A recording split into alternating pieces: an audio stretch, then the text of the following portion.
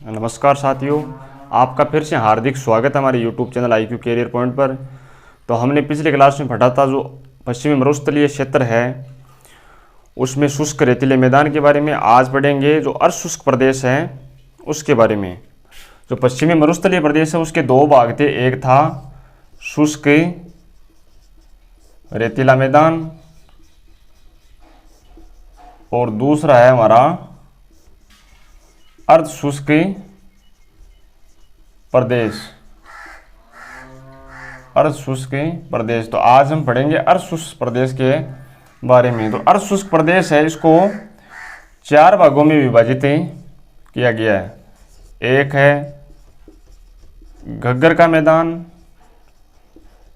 दूसरा है शेखावाटी प्रदेश, तीसरा है नागौरी उच्च भूमि और 4 नंबर है गोडवाड़ प्रदेश। तो जो अर्धशुष्क प्रदेश है इसको कितने भागों में विभाजित किया गया है? 4 भागों में। एक है घग्गर का मैदान, दूसरा शेखावाटी प्रदेश, तीसरा नागौरी उच्च भूमि और 4 नंबर है गोडवाड़ प्रदेश। तो सर्वप्रथम हम बात करते हैं जो घग्गर का मैदान है उसके बारे में। तो जो घग्गर का मैदान है ये कितने जिलों में विस्तृत है?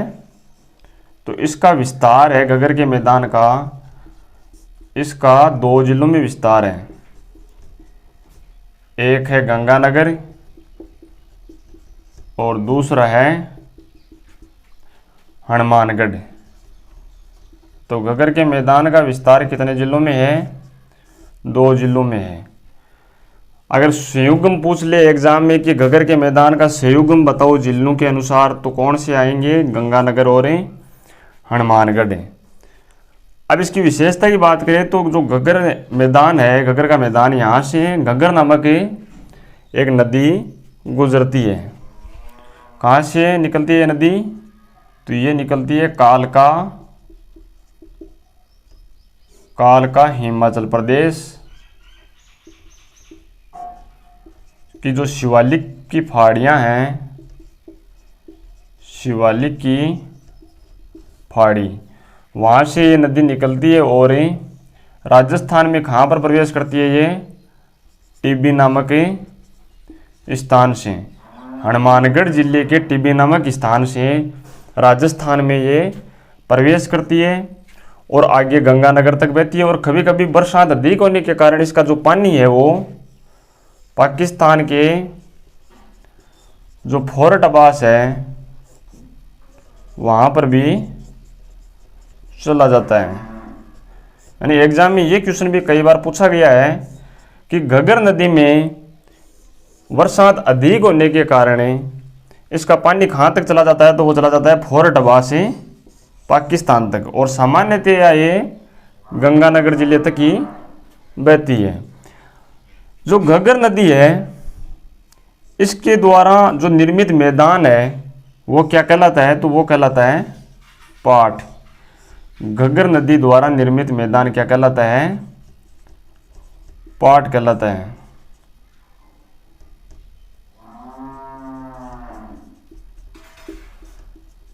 निर्मित मैदान। और इस पाठ क्षेत्र को जो हनुमानगढ़ जिला है उसमें नाली के नाम से जाना जाता है। नाली किसे कहते हैं? घग्गर नदी द्वारा निर्मित मैदान जो कि हनुमानगढ़ जिले में स्थित है उसे किस नाम से जाना जाता है? नाली के नाम से जाना जाता है। और जो गंगानगर और हनुमानगढ़ है उसमें दोनों को मिलाकर क्या बोला जाता है? इसको पाठ क्षेत्र कहा जाता है। तो ये बात हो गई घग्गर के मैदान की। आगे हम चर्चा करते हैं जो शेखावाटी प्रदेश है उसके बारे में।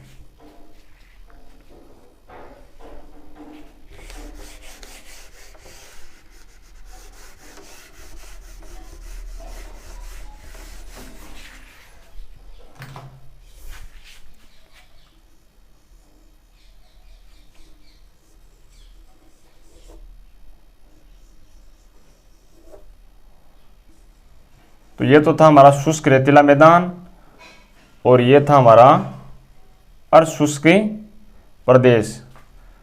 और ये ऊपर वाला तो हो गया घग्गर का मैदान और ये क्या कहलाता है, शेखावाटी प्रदेश। शेखावाटी प्रदेश। तो शेखावाटी प्रदेश में कौन कौन से जिले आते हैं, तो शेखावाटी जिले प्रदेश है उसमें 3 जिले आते हैं। एक है सीकर, दूसरा है झुंझुनू, तीसरा है चूरू। शेखावाटी प्रदेश में कितने जिले आते हैं, 3 जिले, सीकर, झुंझुनू और चूरू जिलों को मिलाकर शेखावाटी प्रदेश का निर्माण होता है। तो जो शेखावाटी प्रदेश है ये आंतरिक प्रवाह प्रणाली का एक प्रमुख केंद्र है, क्योंकि यहाँ पर आंतरिक प्रवाह प्रणाली की कांतली नदी है वो सबसे प्रमुख नदी है जो इस प्रदेश में बहती है। कौन सी नदी बहती है, कांतली नदी शेखावाटी प्रदेश में बहती है, जिसके कारण यह आंतरिक प्रवाह प्रणाली का एक प्रमुख केंद्र है शेखावाटी प्रदेश।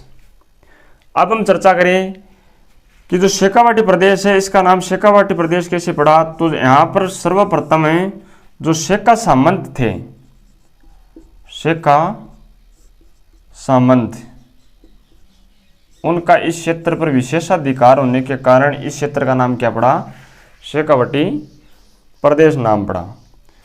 जो कांतली नदी है इसका उद्गम स्थल कहाँ पर है, तो यह है खंडेला की फाड़ी। खंडेला की फाड़ी कौन से जिले में, सीकर जिले में। इसका उद्गम कहाँ पर होता है, खंडेला की पहाड़ियों से सीकर जिले में। और सीकर से बहती हुई ये कहाँ तक बहती है, झुंझुनू जिले तक बहती है। सीकर और झुंझुनू जिलों में, यानी 2 जिलों में ये नदी बहती है। और इस नदी के किनारे पर कौन सी सभ्यता स्थित है, तो वो है गणेश्वर सभ्यता। कौन सी सभ्यता है, गणेश्वरी सभ्यता।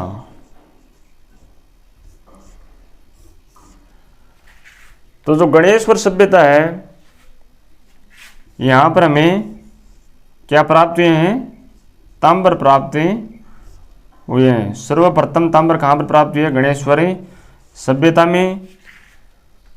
जो खेतड़ी नामक स्थान है वहां पर ताम्र प्राप्त हुआ, जिसके कारण इसे भारत में ताम्र युगीन सभ्यताओं की जननी कहा जाता है। यानी भारत में ताम्र युगीन सभ्यताओं की जननी किसे कहा जाता है,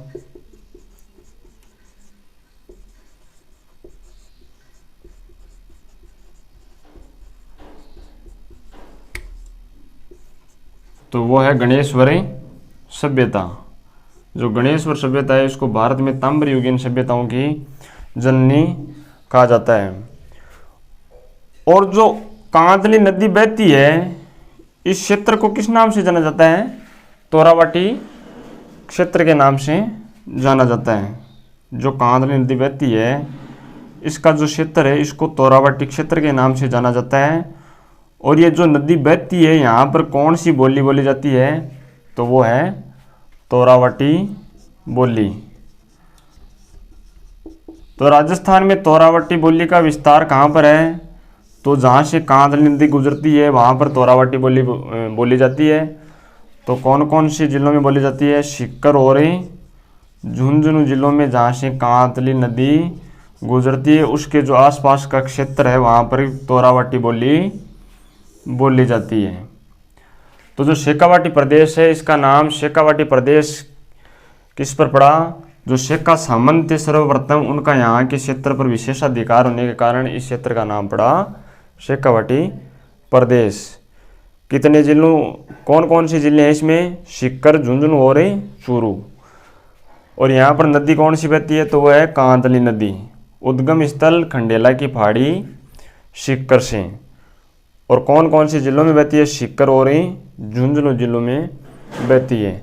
यहाँ पर एक सभ्यता स्थित है, कौन सी सभ्यता है, गणेश्वरी सभ्यता। और यहाँ पर ताम्र प्राप्त हुए खेतड़ी नामक स्थान पर, जिसके कारण सर्वप्रथम प्राप्त हुए ताम्र यहाँ पर। तो भारत में ताम्र युगीन सभ्यताओं की जननी कहाँ किसको बोला जाता है? गणेश्वरी सभ्यता को बोला जाता है। और जो कांतली नदी बहती है उस क्षेत्र को क्या बोलते हैं? तोरावाटी क्षेत्र है। तो तोरावाटी क्षेत्र है, वहाँ पर तोरावाटी बोली बोली जाती है। तो राजस्थान में तोरावाटी बोली का विस्तार कहाँ पर है? तो वो है सीकर और झुंझुनू जिलों में, जहाँ से कांतली नदी बहती है वहाँ पर तोरावाटी बोली बोली जाती है। तो ये बात हो गई शेखावाटी प्रदेश की। अब हम बात करते हैं जो नागौरी उच्च भूमि है उसके बारे में। तो जो शेखावाटी प्रदेश है यहाँ पर जो जल संरक्षण की विधियां हैं उनमें कौन कौन सी विधियां हैं? तो एक तो है जोड़ा। पहली कौन सी विधि है? जोड़ा। जो कच्चे कुएं होते हैं उन्हें क्या बोला जाता है? जोड़ा बोला जाता है। और दूसरा है नाडा। जो इन कच्चों कुओं को अगर पक्का कर दिया जाए तो उसे क्या बोला जाता है? नाडा बोला जाता है। और तीसरी क्या है? सर। सर किसे बोला जाता है? छोटे तालाबों को सर के नाम से बोला जाता है। तो जो शेखावाटी प्रदेश है इसमें जल संरक्षण की विधियों में कौन कौन सी विधियां हैं? एक जोड़ा कच्चे कुएं, एक नाडा पक्के कुएं, एक सर जिन्हें क्या बोला जाता है? छोटे तालाबों को सर कहा जाता है। तो ये तीन विधियां हैं जो शेखावाटी क्षेत्र में जल संरक्षण की विधियां, इनको भी आप ध्यान में रखना। अब हम चर्चा करते हैं नागौरी उच्च भूमि की।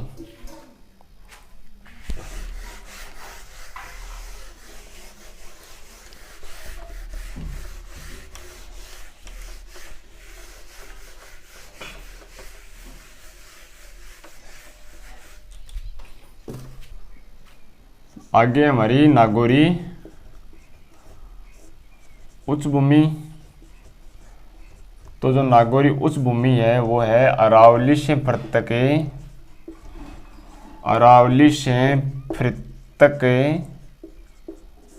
पहाड़ी क्षेत्र या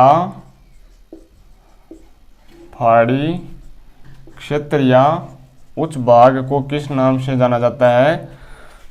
नागौरी उच्च भूमि के नाम से जाना जाता है।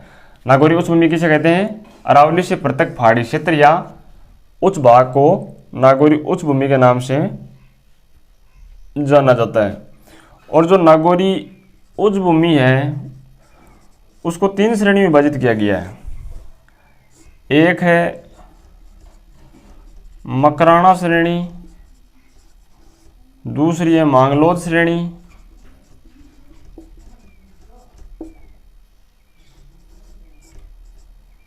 और तीसरी है जायल श्रेणी। कौन सी है? जायल श्रेणी। तो जो मकराना श्रेणी है किसे बोला जाता है? जो संगमरमर का जमाव क्षेत्र है, संगमरमर का जो जमाव क्षेत्र है उसे क्या बोला जाता है? मकराना श्रेणी। और जो जिप्सम का जमाव क्षेत्र है, जिप्सम के जमाव क्षेत्र को क्या बोलते हैं? मांगलोद श्रेणी। और जो जायल श्रेणी है वो बोला जाता है फ्लोराइड क्षेत्र को। जो फ्लोराइड का क्षेत्र है उसे क्या बोला जाता है? जायल श्रेणी। तो जो नागौरी उच्च भूमि है वो किसे बोला जाता है? तो अरावली से पृथक जो पहाड़ी क्षेत्र है या उच्च भूमि है उसे क्या बोला जाता है? नागौरी उच्च भूमि। और इसे तीन श्रेणी में विभाजित किया गया। एक है मकराना श्रेणी, एक है मांगलोद श्रेणी, एक है जायल श्रेणी। यानी मकराना श्रेणी है संगमरमर का जमाव क्षेत्र है या मार्बल है। संगमरमर मतलब है मार्बल। और जो मांगलोद श्रेणी है जिप्सम के जमाव क्षेत्र को, यानी जिप्सम के लिए प्रसिद्ध खान कौन सी है? तो वो है गोठ मांगलोद, उसे क्या बोला जाता है? मांगलोद श्रेणी। और जो जायल श्रेणी है वो है फ्लोराइड क्षेत्र है। जो नागौर में फ्लोराइड क्षेत्र है उसे क्या बोला जाता है? जायल श्रेणी बोला जाता है। तो मैप के जरिए देखते हैं हम इसको।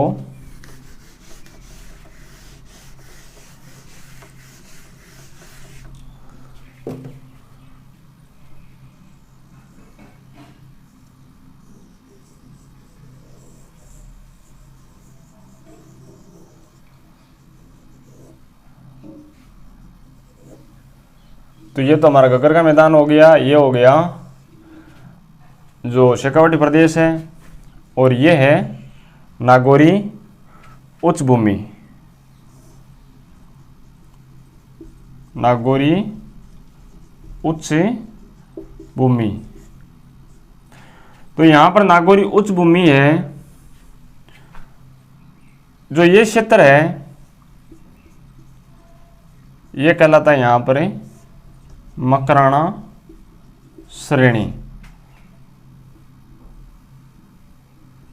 और जो बीकानेर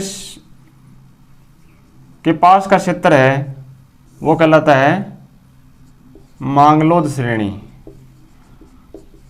कौन सी? मांगलोद श्रेणी। और जो अजमेर के निकट का क्षेत्र है वो है यहां पर जायल श्रेणी।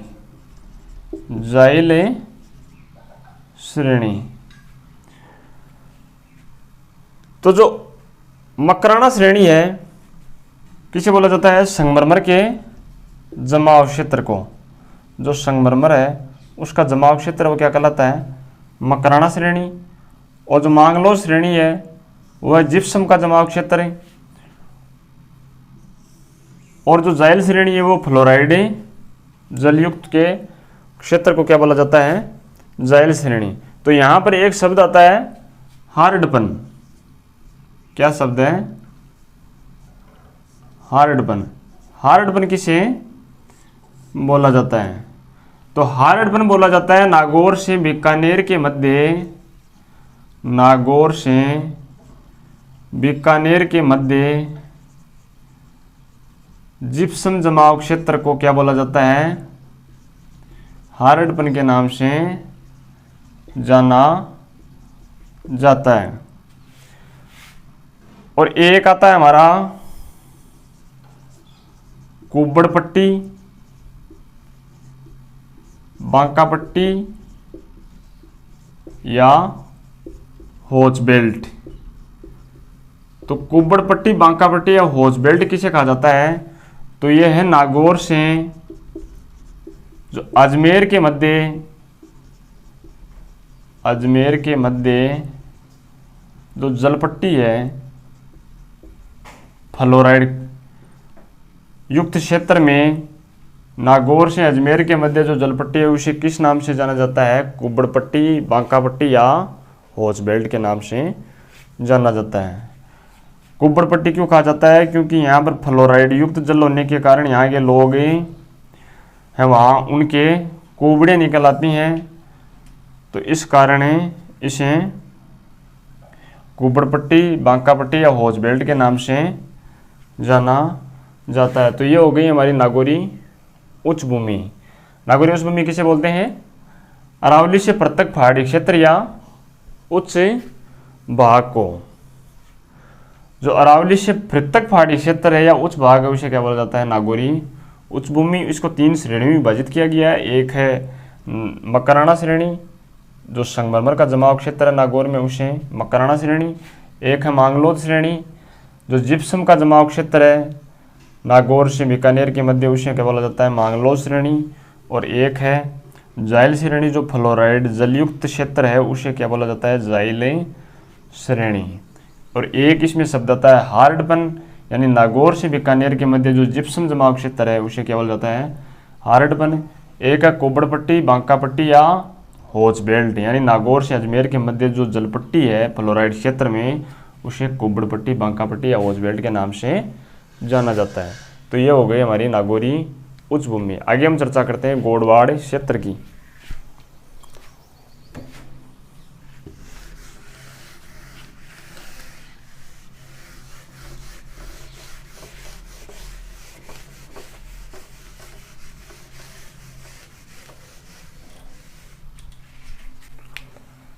तो आगे है हमारा गोडवाड़ प्रदेश। तो गोडवाड़ प्रदेश किसे कहा जाता है? जो लूनी बेसिन है, लूनी बेसिन है उसे गोडवाड़ प्रदेश बोला जाता है। तो जो गोडवाड़ प्रदेश है वो क्या है? लूनी बेसिन है, उसे गोडवाड़ प्रदेश बोला जाता है। कौन कौन से क्षेत्र को? तो एक तो है हमारा जोधपुर, एक है पाली, एक है जालोर और एक है बाड़मेर। इन 4 जिलों को क्या बोला जाता है? गोडवाड़ प्रदेश के नाम से जाना जाता है। यहाँ पर सर्वप्रथम में जो गौड़ जाति है उसका निवास स्थान था। गौड़ जाति का निवास स्थान होने के कारण इस क्षेत्र का क्या नाम पड़ा, या प्रदेश का? गोडवाड़ प्रदेश। तो गोडवाड़ प्रदेश किसे बोला जाता है? जो लूणी बेसिन है उससे गोडवाड़ प्रदेश के नाम से जाना जाता है। इसमें 4 जिले आते हैं, जोधपुर, पाली, जालोर और बाड़मेर। और गौड़ जाति का निवास स्थान होने के कारण इसका क्या नाम पड़ा? गोडवाड़ प्रदेश नाम है पड़ा। अब हम बात करें इसकी विशेषताओं के बारे में, तो यहाँ पर 56 की पहाड़ियाँ स्थित हैं। 56 की पहाड़ियाँ स्थित हैं गोडवाड़ प्रदेश में। कौन से ज़िले में है ये? तो ये है बाड़मेर ज़िले में। जो सिवाना है बाड़मेर का, वहाँ से बालोतरा के मध्य, यानी जो सिवाना है वहाँ से लेकर बालोतरा बाड़मेर तक कौन सी पहाड़ियाँ हैं? 56 की पहाड़ियाँ। और इन पहाड़ियों का आकार कैसा है? तो वो है 56 गुंबद के आकार की पहाड़ियाँ हैं। जो 56 की पहाड़ियाँ हैं वो है 56 गुंबद के आकार की। और यहाँ पर एक पर्वत स्थित है। कौन सा पर्वत है इन 56 की पहाड़ियों में? तो वो है नाकोड़ा पर्वत। कहाँ पर है? यहाँ पर एक क्षेत्र है मेवानगर। तो मेवानगर में कौन सा पर्वत स्थित है 56 की पहाड़ियों में? तो वह है नाकोड़ा पर्वत है। और जो नाकोड़ा पर्वत है इस पर नाकोड़ा भैरव मंदिर स्थित है। नाकोड़ा भैरव मंदिर स्थित है, जो किसे समर्पित है? तो ये है जैन धर्म को समर्पित है। जैन धर्म को समर्पित नाकोड़ा पर्वत है, जो जैन धर्म के 23वें तीर्थकर थे। कौन थे? पार्श्वनाथ। जो पार्श्वनाथ थे जैन धर्म के 23वें तीर्थकर, उनको समर्पित जो सिवाना से जो बालोतरा है वहाँ के मध्य जो 56 की पहाड़ियाँ हैं गुंबद के आकार की, वहाँ पर नाकोड़ा पर्वत है मेवानगर क्षेत्र में। वहाँ पर है नाकोड़ा भैरव मंदिर। जो नाकोड़ा पर्वत है इस पर नाकोड़ा भैरव मंदिर स्थित है, जो कि जैन धर्म के 23वें तीर्थकर थे पार्श्वनाथ, उनको समर्पित ये मंदिर स्थित है। आगे आता है इन 56 की पहाड़ियों में एक पीपलूद ग्राम है, जहाँ पर हल्देश्वरी महादेव का मंदिर स्थित है। तो एग्जाम में क्वेश्चन आ जाए कि हल्देश्वर महादेव का मंदिर कहाँ पर स्थित है, तो वो है 56 की जो पहाड़ियाँ हैं वहाँ पर पीपलूद ग्राम में स्थित है। तो जो हल्देश्वर महादेव मंदिर है, तो यहाँ पर पश्चिमी राजस्थान में सर्वाधिक वर्षा का केंद्र कौन सा है? सर्वाधिक वर्षा कहाँ पर होती है? तो वो होती है हल्देश्वर या पीपलूद ग्राम है इस क्षेत्र में। तो इसे क्या बोला जाता है? पश्चिमी राजस्थान का माउंट आबू। पश्चिमी राजस्थान का क्या बोला जाता है? माउंट आबू।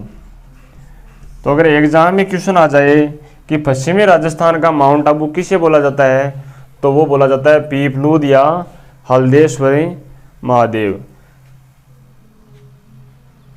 तो जो गोडवाड़ प्रदेश है वो किसे कहा जाता है? जो लूणी नदी बेसिन है उसे क्या बोला जाता है? गोडवाड़ प्रदेश। कितने जिलों में विस्तार है? 4 जिलों में। कौन कौन से हैं? जोधपुर, पाली, जालोर और बाड़मेर। और यहाँ पर 56 की पहाड़ियाँ स्थित हैं, जो कि बाड़मेर सिवाना से बालोतरा बाड़मेर के बीच स्थित है। जो सिवाना है बाड़मेर का, वहाँ से लेकर बालोतरा बाड़मेर तक इनका विस्तार है। और इनकी छप्पन की पहाड़ियों आकृति कैसी है? छप्पन गुंबद के समान। और यहाँ पर क्या है? एक नाकोड़ा पर्वत स्थित है मेवानगर क्षेत्र में, जहाँ पर नाकोड़ा भैरवों का मंदिर स्थित है, जो कि जैन धर्म के 23वें तीर्थंकर पार्श्वनाथ महाराज जिनको ये समर्पित है। और यहाँ पर एक जो छप्पन की पहाड़ियाँ हैं, वहाँ पर पीपलू ग्राम है, जहाँ पर क्या कौन सा मंदिर है? हल्देश्वर महादेव का मंदिर स्थित है। तो यहाँ पर सर्वाधिक वर्षा होती है, तो जिसके कारण इसको क्या बोला जाता है? पश्चिमी राजस्थान का माउंट आबू बोला जाता है। तो ये बात हो गई गोडवाड़ प्रदेश की। और इसमें एक नदी बहती है, वो कौन सी है? लूणी नदी।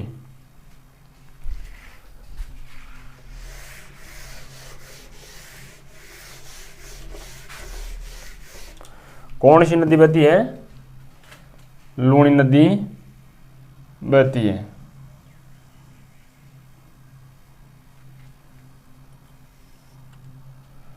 तो जो लूणी नदी है, इसका उद्गम स्थल कौन सा है? तो वह है नागफाड़। और ये कहाँ पर स्थित है? तो ये है अजमेर में। तो ये सर्वप्रथम कहाँ से निकलती है? अजमेर से निकलती है, नागफाड़ से, और फिर नागौर जिले में बहती है, फिर आती है पाली, फिर है जोधपुर, बाद में बाड़मेर, और उसके बाद जालौर जिले में बहती है। अजमेर, नागौर, पाली, जोधपुर, बाड़मेर और जालौर जिले में बहती है। और जो जालौर है, वहाँ पर जो लूणी नदी का बेसिन है, उसे क्या बोला जाता है? रेल या रेला। जो जालौर जिला है, वहाँ पर लूणी नदी का बेसिन क्षेत्र है, उसको स्थानीय भाषा में रेल या रेला के नाम से जाना जाता है।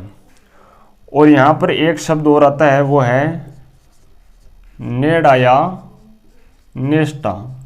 कौन सा? नेड़ा या नेस्टा। तो जो लूणी नदी है, वो एक ही बरसाती नदी है। तो यहाँ पर ज़्यादा वर्षा होने के कारण इसका जो जल है, इसको जो जालौर जिला है, वहाँ पर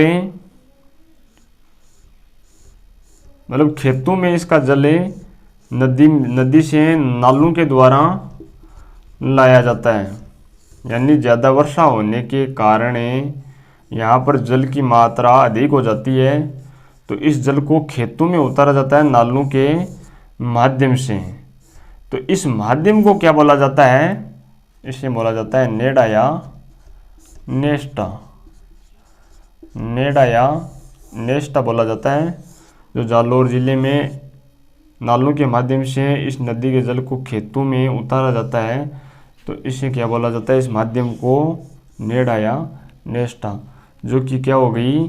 जल संरक्षण की विधि हो गई। क्या हो गई? जल संरक्षण की विधि हो गई। तो ये चर्चा हो गई हमारे जो अर्धशुष्क प्रदेश है उसके बारे में। कौन कौन से प्रदेश आते हैं? इसमें 4 प्रदेश आते हैं। घग्गर का मैदान है, शेखावाटी प्रदेश है, नागौरी उच्च भूमि है, और कौन सा हो गया? गोडवाड़ प्रदेश। तो कल हम चर्चा करेंगे जो जल संरक्षण की विधियां कौन कौन सी हैं उनके बारे में। तो आज के लिए बस इतना ही। धन्यवाद।